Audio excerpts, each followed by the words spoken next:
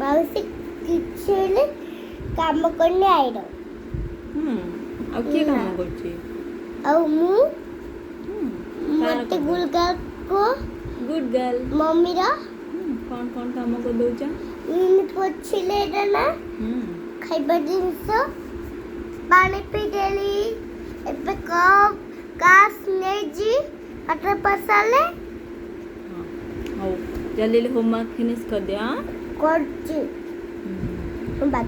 ଏଇଟା କଣ ଲେଖୁଛ? ମାନେ ଦିଦି ଯୋ ଦେଇଥିଲେ ସେଇଟା ହଉଛି ହୋମୱାର୍କ। ହୋମୱାର୍କ ଯେ ଏଇଟା କଣ? এটা মানে যে J for দুধ। J for juice।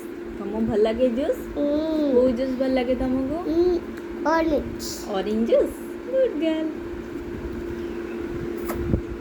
ଆଉ ତାହେଲେ ବସ୍ ମେଲନ ପକଉ ତରଭୁଜ ପକଉ ତାପରେ ବିଟ୍ ପକଉ ତାପରେ ଗାଜର ପକଉ এই ବାଟିକି